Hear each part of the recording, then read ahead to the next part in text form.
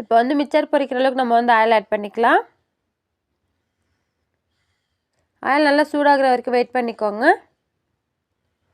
இப்போ ஆயில் நல்லா சூடாகிடுச்சு. இந்த மாதிரி ஜென்னி வச்சுக்கோங்க.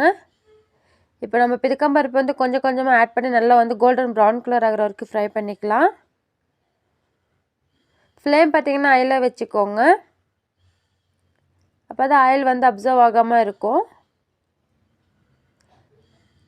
பாருங்கள், இந்த மாதிரி நல்லா பபுள்ஸ் வரும். இந்த பபுள்ஸ் எல்லாம் அடங்குற வரைக்கும் நல்லா வந்து ஃப்ரை பண்ணிக்கோங்க.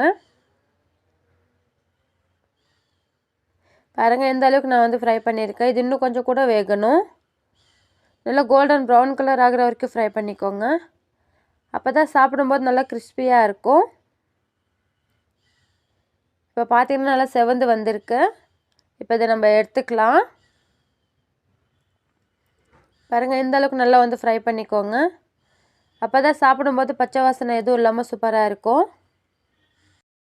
பிதுக்கம்பருப்புலேயே வடை எப்படி செய்யுதுன்னு சொல்லிட்டு வீடியோ அப்லோட் பண்ணியிருக்கேன். லிங்க் வந்து டிஸ்கிரிப்ஷனில் இருக்குது, வேணும்னா செக் பண்ணி பாருங்கள். ரொம்பவே சூப்பராக இருக்கும் பிதுக்கம்பருப்பு வடை கூட. கண்டிப்பாக ட்ரை பண்ணி பாருங்கள் என்னோடய வீடியோஸ் பார்த்து. நிறைய பேர் சப்ஸ்கிரைப் பண்ணாமே பார்த்துட்டு இருக்கீங்க. என்னோடய வீடியோஸ் உங்களுக்கு பிடிச்சிருக்குன்னா ப்ளீஸ் சப்ஸ்கிரைப் பண்ணிக்கோங்க. பக்கத்தில் இருக்க பெல் ஐக்கானையும் கிளிக் பண்ணிக்கோங்க. அப்போ தான் நான் எப்போல்லாம் வீடியோஸ் அப்லோட் பண்ணுறேன்னா அப்போல்லாம் உங்களுக்கு நோட்டிஃபிகேஷனில் வரும்.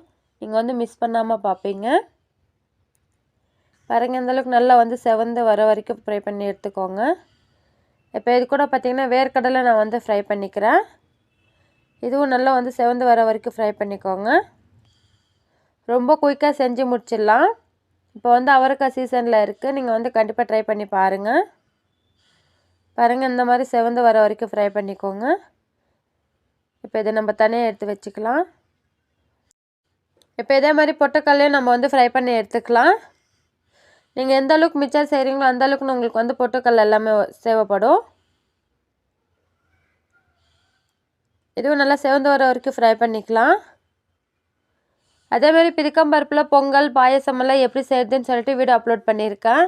அதோட லிங்க்குமே டிஸ்கிரிப்ஷனில் இருக்குது, வேணும்னா செக் பண்ணி பாருங்கள். இப்போ பாருங்கள், பொட்டுக்கல்லையும் நல்லா வந்து செவந்து வந்திருக்கு. இப்போ இதை நம்ம தனியாக எடுத்துக்கலாம். இது கூட பார்த்திங்கன்னா பூண்டு இடித்து வச்சது நான் ஆட் பண்ணிக்கிறேன். இடித்து வச்சுட்டு போட்டிங்கன்னா நல்லா ஃப்ளேவராக இருக்கும், நல்லா ஸ்மெல் சூப்பராக இருக்கும். இதுவும் நல்லா கோல்டன் ப்ரௌன் கலர் ஆகிற வரைக்கும் ஃப்ரை பண்ணிக்கோங்க. இப்போ இதை நான் எடுத்துக்கிறேன். இது கூட பார்த்திங்கன்னா கொஞ்சமாக நான் வந்து கருவேப்பிலையும் ஆட் பண்ணிக்கிறேன். கொஞ்சம் தூரமாக இருந்து செஞ்சுக்கோங்க, ஏன்னா எல்லாமே தெறிக்கும்.